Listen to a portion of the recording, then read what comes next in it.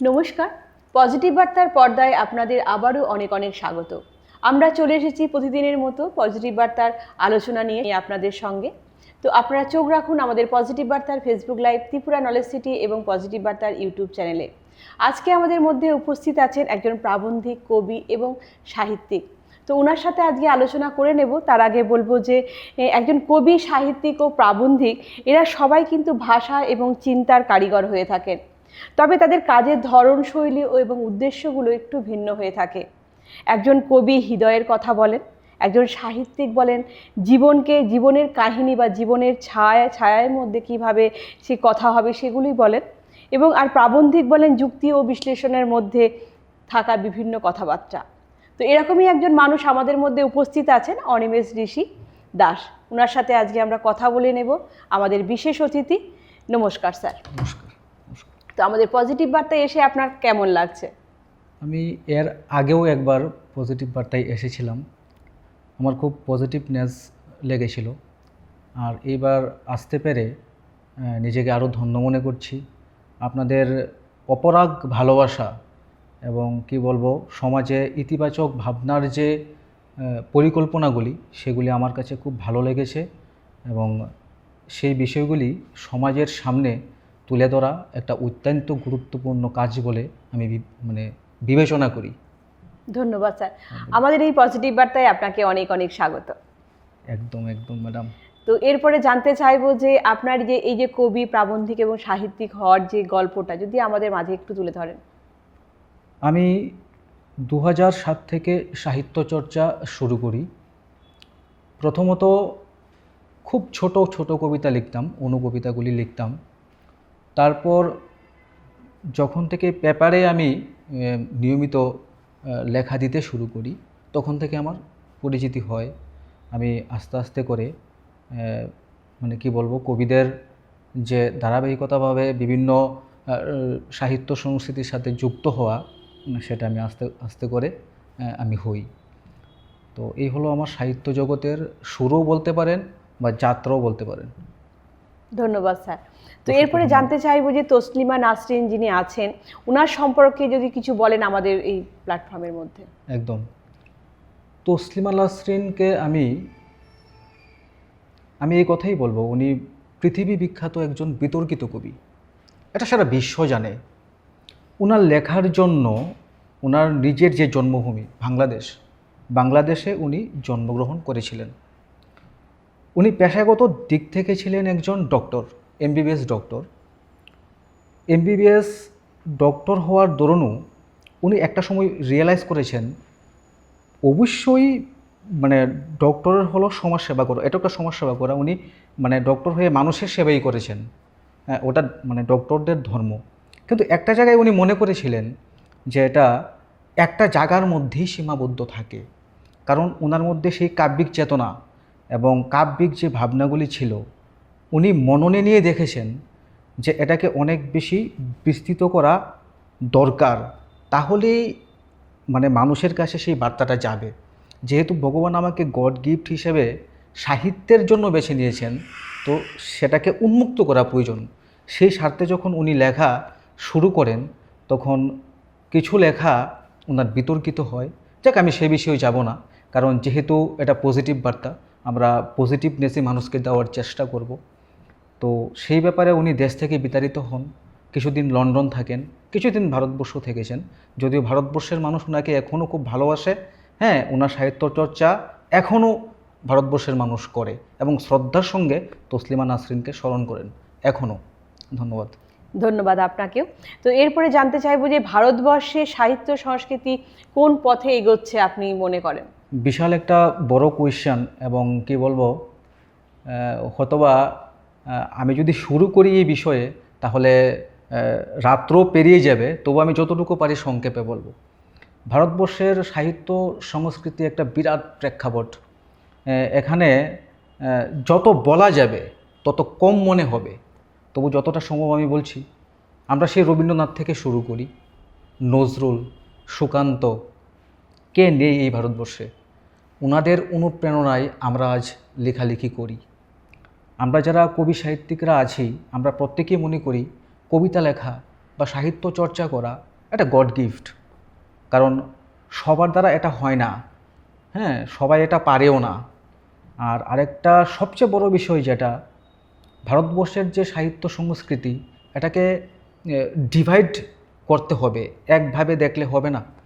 কেউ বাংলায় লেখে, কেউ উর্দুতে লেখে, কেউ কী বলবো ইংরেজিতে লেখে। তো লিটারেচার উন্মুক্ত হওয়া উচিত, লিটারেচার একদম উন্মুক্ত হওয়া উচিত। যার ভাবনা যেরকম, যার সৃষ্টি যেরকম, সেটাকে প্রকাশ করা উচিত। এবং অবশ্যই সেটা মানে সমাজের উপর ভিত্তি করে, পরিবেশের উপর ভিত্তি করে, প্রকৃতির উপর ভিত্তি করে। আমার কথা হলো, যে যার মতো করে লিখুক, ওনার উন্মুক্ত ভাবনাগুলি মানুষের সামনে তুলে ধরেই হলো কবিদের কাজ। হ্যাঁ, ওটা শুধু কাজ বললেও ভুল হবে, পেশা, নেশা, আপনি যাই বলুন। আর ভারতবর্ষের সাহিত্য সংস্কৃতি কি বলবো, এই যে বললাম একটু আগে যে এটা ডিভাইড, হ্যাঁ, এটাকে একভাবে ব্যাখ্যা করা সম্ভব না। কারণ কিছুদিন আগে আমি একটা নিউজ দেখতে পেলাম, উনি ক্লাস 5 পর্যন্ত পড়াশোনা করেছিলেন।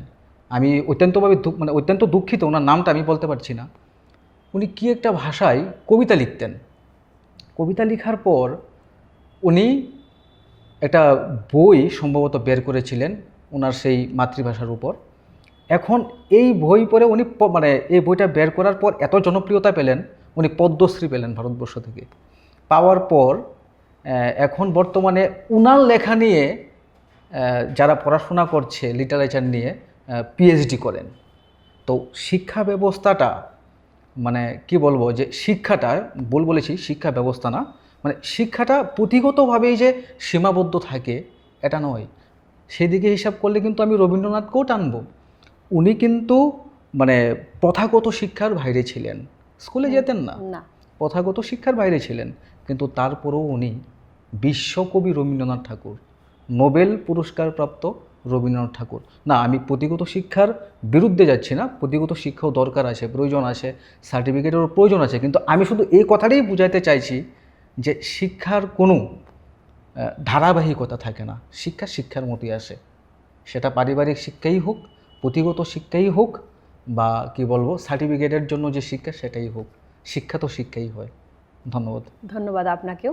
খুব সুন্দর বললেন আপনি, এই যে পুঁথিগত শিক্ষায় বা আমাদের যে পড়া, খুব সুন্দর, একদম খুব ভালো লাগলো শুনতে। তো এরপরে জানতে চাইবো যে খোয়াইতে সাহিত্য সংস্কৃতির সঙ্গে যুক্ত কয়েকজন যে কবি আছেন বা সাড়া জাগিয়েছেন আমাদের সমাজের মধ্যে, ইতিবাচক ভূমিকা পালন করেছেন, এমন কয়েকজনের নাম যদি আপনি বলুন এবং তাদের সম্বন্ধে যদি একটু বলেন। অবশ্যই ওনাদের আমি গুরুদেব হিসেবেও গুরুদেবই বলবো, কারণ ওনাদের সান্নিধ্যে আমি এসেছিলাম।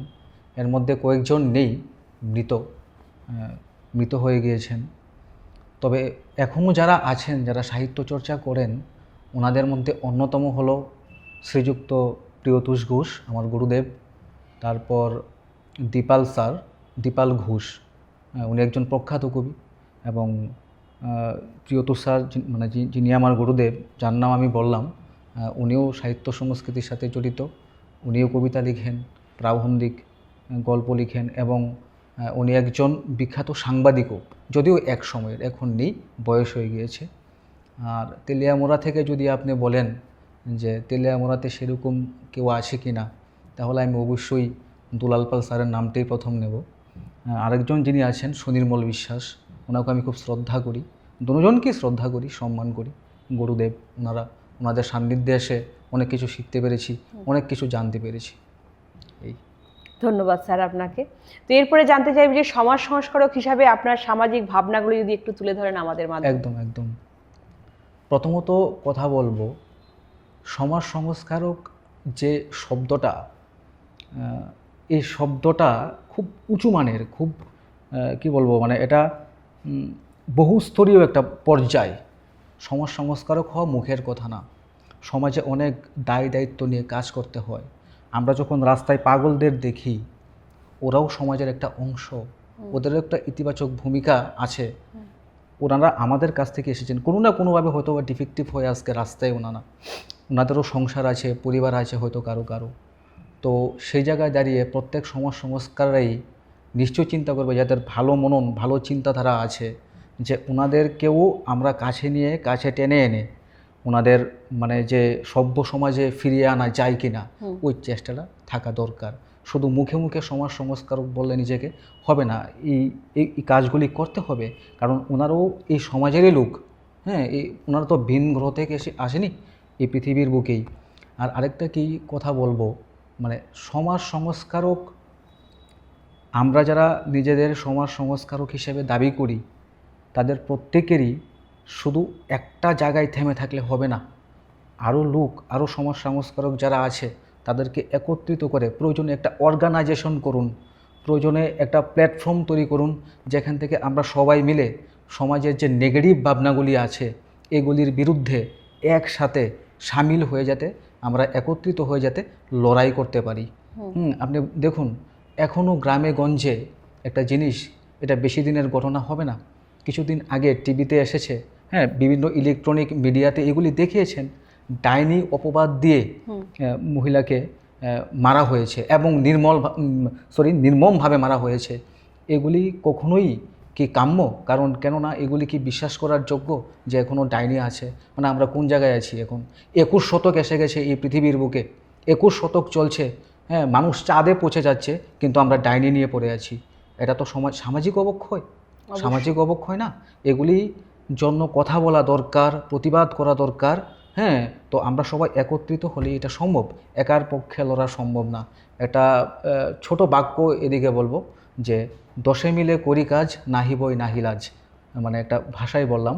তো 10 মিলে যে কাজটা আমরা করতে পারবো সেটা একার পক্ষে সম্ভব না। কাজে কাজে সবাইকে এগিয়ে আসতে হবে, কবি, সাহিত্যিক, সমাজ সংস্কারক সবাইকে এগিয়ে আসতে হবে, তাহলেই সমাজ সংস্কারক সম্ভব, না হলে কখনো সম্ভব না। একদম ঠিক কথা বলেছেন। তো আমরা এখন যেটা আমরা করছি, মানে পুঁথিগত বিদ্যা অর্জন করে আমরা শিক্ষিত হচ্ছি, অনেক হাই কোয়ালিফিকেশন নিয়ে আমরা সমাজের বুকে রয়েছি, কিন্তু আমাদের সেই যে মানসিকতাটা এখনো সেই জায়গাতেই পড়ে রয়েছে। আমরা উন্নত হতে পারছি না, আমরা মানসিকতাকে উন্নত করতে পারছি না। এখন আমরা সেই ডাইনি প্রতিবাদ দিয়ে মানুষকে বা এই ধরনের কিছু কথা বলে আমরা মানুষকে ছোট করি, নিচু করি, যেগুলি একদম সুপার স্টেশন, কুসংস্কার, একদম ঠিক। এগুলি থেকে বেরিয়ে আসার একমাত্র রাস্তা হলো সমাজ সংস্কারক হিসেবে বা যাই বলুন, কবি হিসেবে, সাহিত্যিক হিসেবে এগুলি নিয়ে প্রতিবাদ করা, প্রতিরোধ করা, তাহলে এগুলিকে আটকানো যাবে, নয়তো আটকানো যাবে না। এবং এই কাজে সবাইকে এগিয়ে আসতে হবে, সমাজের সকল অংশের মানুষকে এগিয়ে আসতে হবে, তাহলেই এটাকে আটকানো যাবে, প্রতিরোধ করা যাবে। ঠিক, একদম। ধন্যবাদ স্যার আপনাকে। তো এরপরে আসবো আপনার কাছে আবারও একটি প্রশ্ন নিয়ে। আপনার লেখা এমন কোনো কবিতা কি আছে যেটা কবিতা থেকে কখনো আপনার সমালোচনা হয়েছে?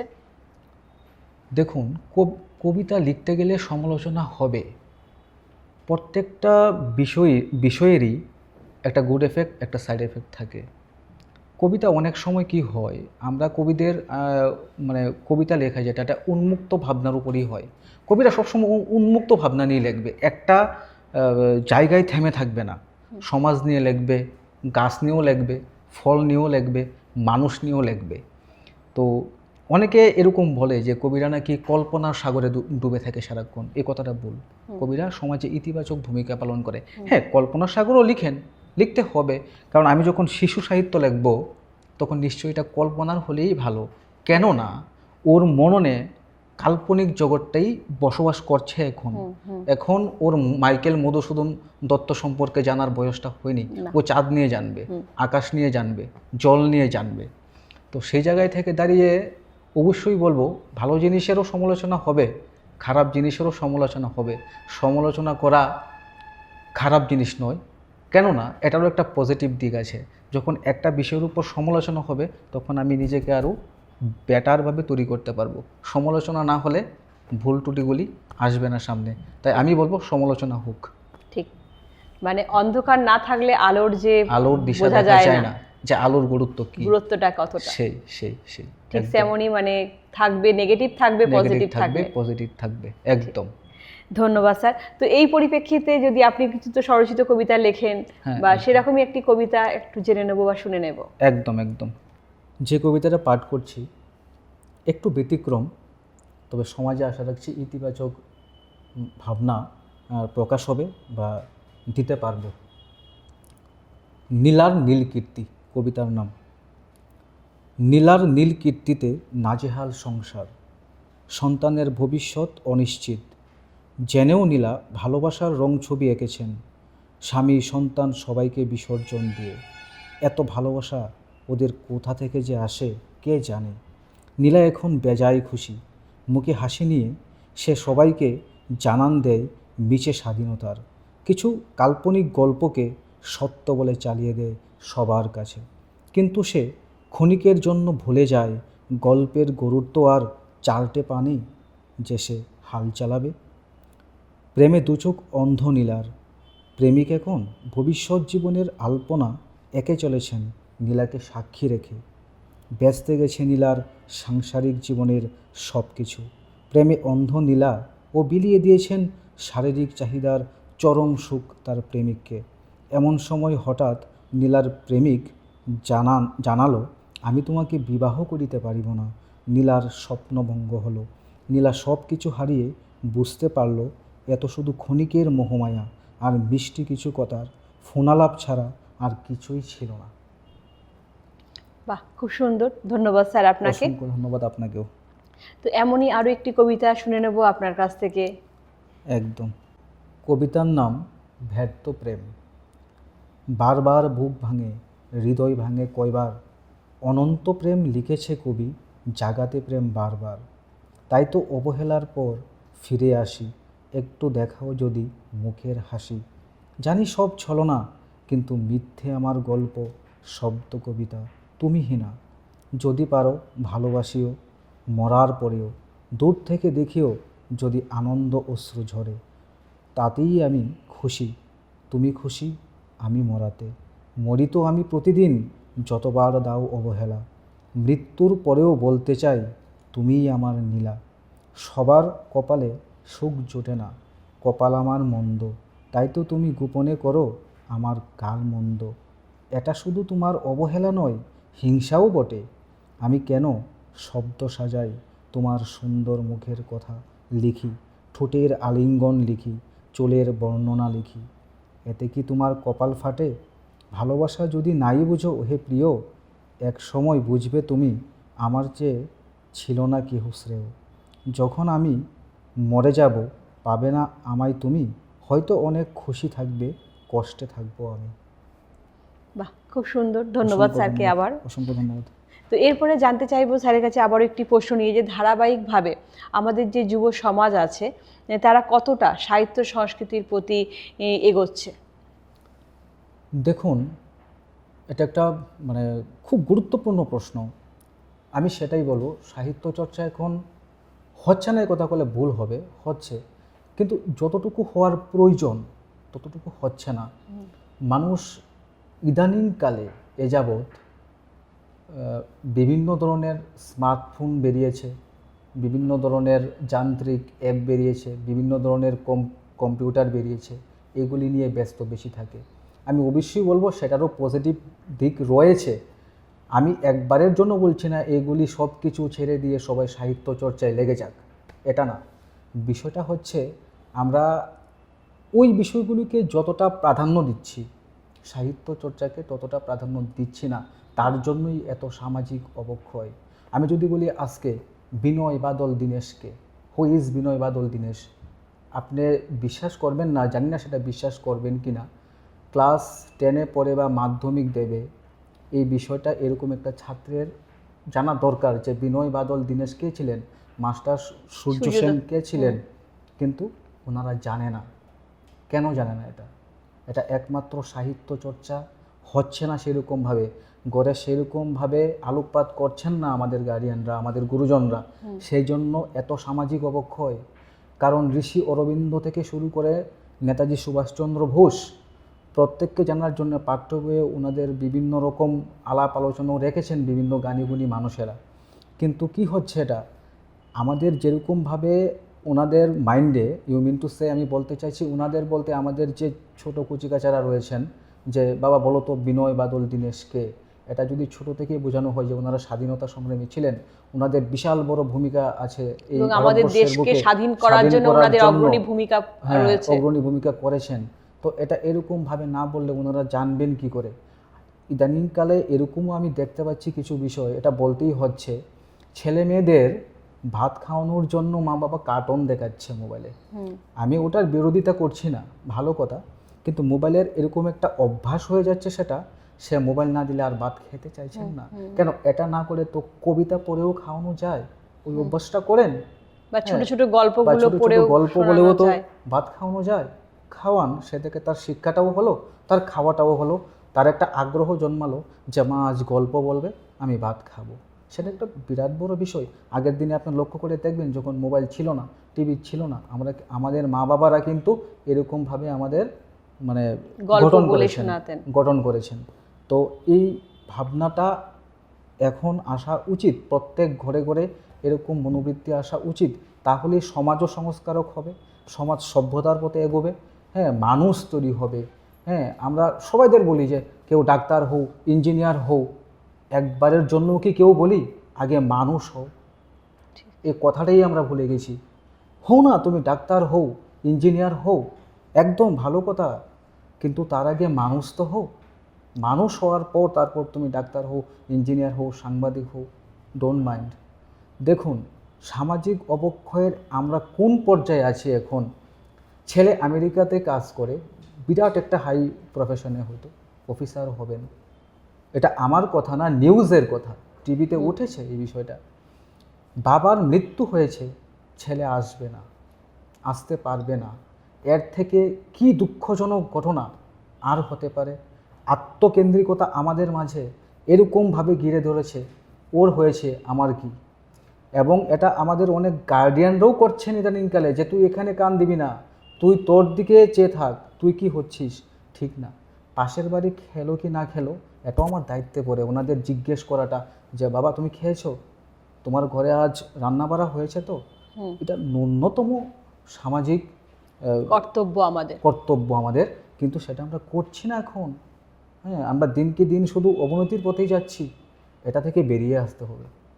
একদম একদম সঠিক কথা বলেছেন আপনি। ধন্যবাদ। যেটা সত্যি আমাদের সমাজে এত অবক্ষয় হচ্ছে, মানে কি বলবো, মানে সব দিক দিয়ে, মানে সেটাকে দিক যাতে দিয়ে। আমরা কিভাবে পজিটিভ ভাবে সমাজকে কিছু দিতে পারি, সেই চেষ্টা আমরা যদি সবাই একটু একটু করে করি, হয়তো এবং একদিন আমরা করতে হবে, একদিন করাটা আমরা উচিত। সঠিক সমাজ আমরা গড়ে তুলতে গড়ে তুলতে পারবো, পারবো, আশা এবং রাখছি। আগামী প্রজন্মকে আমরা একটা সঠিক দিশা দেখাতে পারবো। ঠিক, একদম একদম ঠিক কথাই বলেছেন। ধন্যবাদ। তো এরপরে জানতে চাইবো যে আপনার প্রিয় কবিকে। কবিতার জগতে আমি আইডল হিসেবে রবীন্দ্রনাথকেই প্রিয় বলে আখ্যায়িত করব। শুধু আখ্যায়িত না, উনি আমার প্রিয় কবি, আমার আইডল বলব। ঠিক, একদম ঠিক কথা। কারণ রবীন্দ্রনাথকে সামনে রেখে আমরা রবীন্দ্রনাথ যে কবিতা, উপন্যাস, গল্প যেগুলোই আমরা পড়ি না কেন, আমাদের বর্তমান চলার পথে সবকিছু পেয়ে যাই আমরা। শুধু ভারতবর্ষ নয়, রবীন্দ্রনাথ ঠাকুর, উনি কবি, মানে উনার এরকম কোনো জায়গা ছিল না যেটাতে উনি কথা বলেননি। মানে ভারতবর্ষের এরকম কিছু ছিল না যেটা নিয়ে উনি কথা বলেননি। উনি শুধু কবিই ছিলেন না, আমি বলবো মনস্তাত্ত্বিকবিদও ছিলেন। প্রত্যেকটা বিষয়ে কথা বলেছেন, অবগত করেছেন মানুষ কীভাবে সামনের দিকে এগোবে। প্রত্যেকটা কবিতায় সেই ভাবনা ছিল, উপন্যাসে ছিল। মানে কি বলবো, মানে রবীন্দ্রনাথকে ছাড়া চিন্তাই করা যায় না, এই পৃথিবীই চিন্তা করা যায় না। আর তাই জন্যই তিনি বিশ্বকবি, সেটা বলতে হবে। এবং ওনার কথা, ওনার কবিতা সবকিছু আমাদের প্রতিদিনের জীবনে আমরা দেখতে পাই সেগুলো। একদম একদম। সেই কবে উনি লিখে গেছেন সেই কবিতা বা উপন্যাস বা গল্প, সেগুলো আমরা এখনকার সাথে আমাদের জীবনের সাথে মিলে যায় সেই কথাগুলি, ঘটনাগুলি। একদম ঠিক, একদম। ওই জন্যই তো উনি বিশ্বকবি হয়েছে। ঠিক, এবং নোবেল পুরস্কারও পেয়েছেন। তো এইভাবেই জানতে চাইবো যে আপনি আমাদের সমাজের জন্য কি বার্তা দেবেন, আমাদের সমাজে কোনো ভালো বার্তা, ইতিবাচক বার্তা। একদম, আমি পজিটিভ বার্তার মাধ্যমে একটা খুব গুরুত্বপূর্ণ একটা বার্তা দিতে চাইছি আমাদের মাননীয় মুখ্যমন্ত্রী এবং মাননীয় তথ্যমন্ত্রীকে। আমাদের খোয়াইতে, আমি খোয়াইট ছেলে, আমি খোয়াইতেই সাহিত্য সংস্কৃতিতে একদম অ্যাক্টিভ মেম্বার, তেলিয়ামোড়াতেও অ্যাক্টিভ এখন। তো অবশ্যই বলবো যে খোয়াইতে একজন বিশিষ্ট নাট্যকার, ওনার নাম শ্রদ্ধেয় হীরেন্দ্র সিনহা, রাষ্ট্রপতি পুরস্কার প্রাপ্ত, উনি শিক্ষকও ছিলেন, রাষ্ট্রপতি পুরস্কার প্রাপ্ত নাট্যকার। তো মাননীয় তথ্যমন্ত্রী এবং মাননীয় শিক্ষামন্ত্রীকে বলবো যে ওনার স্মৃতির উদ্দেশ্যে যেন খোয়াইতে একটা ওনার মর্মর মূর্তি তৈরি করা হয়। তাহলে আমরা যারা কবি সাহিত্যিকরা আছি এবং পরবর্তী প্রজন্ম যারা আমাদের শিক্ষাতে এবং কি বলবো যে সমাজে সামাজিক কাজকর্মে অংশগ্রহণ করবেন, তারা দেখতে পারবেন যে হীরেন্দ্র সিনহা কীভাবে আমাদের মধ্যে এই যে আপনাদের পজিটিভ বার্তা, আমি এই বলবো যে পজিটিভনেস আমাদের মাঝখানে রেখে গিয়েছেন। ওনার কয়েকটা নাটক, যেরকম রাজেন্দ্র ঢাকির গল্প, যে নাটকটার জন্য উনি রাষ্ট্রপতি পুরস্কার পেলেন। এটা মানে কি বলবো, এই নাটকটা যদি মানুষ, এটা তো বই আকারেও বেরিয়েছে, তো মানুষ এটাকে নিয়ে পড়বে, জানবে, এবং যখন মূর্তিটা হবে স্পেসিফিক, মানুষের প্রশ্ন করতে পারে উনি কে, তখন একজন না একজন তো অন্তত বলবেন যে উনি প্রখ্যাত নাট্যকার হীরেন্দ্র সিনহা। তো সেই জন্য মাননীয় মুখ্যমন্ত্রী এবং তথ্যমন্ত্রীকে আমি অবশ্যই অনুরোধ করে বলবো যেন খোয়াইতে হীরেন্দ্র সিনহার একটা মর্মর মূর্তি তৈরি করে দেন, তাহলে খুব উপকৃত হব। এটা সমগ্র সাহিত্য মহলের একটা দাবি, এবং এই দাবিটা অনেক দিন আগে থেকে উঠে আসছে। যদিও হয়তোবা মাননীয় মুখ্যমন্ত্রী এবং তথ্যমন্ত্রীর কাছে এই খবরটা গিয়েওছেন, এবং আমি আশা রাখছি ওনারা অতি সত্বর মানে এর জন্য একটা ভূমিকা নেবেন এবং করবেন, মূর্তি করবেন, এই আশা আমরা রাখছি। ধন্যবাদ আপনাকে। ধন্যবাদ। ধন্যবাদ। তো এরপরে আমি বলবো যে আমাদের আগামী যে 5ই জুন উপলক্ষে যে গাছ লাগানোর পরিকল্পনা যে নেওয়া হয়েছিল, সেই প্রকল্পের জন্য আমাদের ডক্টর মলয় পীর স্যার আমাদের পজিটিভ বার্তার যিনি কর্মকাণ্ড করে চলেছেন, বিভিন্ন ধরনের কর্মকাণ্ড করেছেন, তার মধ্যে উল্লেখযোগ্য হলো একটি গাছ লাগানো। তো এই গাছ লাগানোর পরিকল্পনা যে উনি নিয়েছেন, বছরে 1 কোটি গাছ লাগাবেন উনি, এবং এই গাছ লাগানোর মাধ্যমে একটা সুস্থ পরিবেশ উনি গড়ে তুলতে চাইছেন। এবং শুধু আমরা সেই গাছ লাগাবো না, সেই গাছটিকে আমরা কিভাবে পরিচর্যা করে বড় করে তুলব, সেইভাবে আমরা ক্লাস্টার গঠন করব এবং গঠন করে সেটিকে পরিচর্যা করব। তো এরকমই একটা বার্তা আমরা দিতে চাইছি সমাজের মধ্যে, আপনারাও গাছ লাগান এবং পরিবেশকে সুন্দর করে গড়ে তুলুন, এবং আগামী প্রজন্মকে একটা সুন্দর পৃথিবী উপহার দিতে যাব আমরা, এবং সেই কারণে পাশে থাকুন, সঙ্গে থাকুন। এবং বলবো যে আমাদের এই অনুষ্ঠান আপনাদের কেমন লাগছে অবশ্যই কমেন্ট করবেন, এবং আমাদের আগামী অনুষ্ঠান দেখার জন্য চোখ রাখুন আমাদের পজিটিভ বার্তার Facebook live, Tripura knowledge city এবং পজিটিভ বার্তার ইউটিউব চ্যানেলে। আজকে আমাদের মধ্যে উপস্থিত আমাদের যিনি স্যার রয়েছেন, ওনাকেও জানাবো অসংখ্য অসংখ্য ধন্যবাদ ওনার মূল্যবান সময় আমাদের মধ্যে দেওয়ার জন্য। ধন্যবাদ স্যার, আবারও আপনাকে চাইবো কখনো ধন্যবাদ আমাদের এই প্ল্যাটফর্মে আপনার মন্তব্য, ইতিবাচক ভাবনাগুলো আমাদের প্ল্যাটফর্মে তুলে ধরার জন্য। একদম ধন্যবাদ। আজকের মতো অনুষ্ঠান এখানেই সমাপ্ত করছি। নমস্কার। নমস্কার সবাই।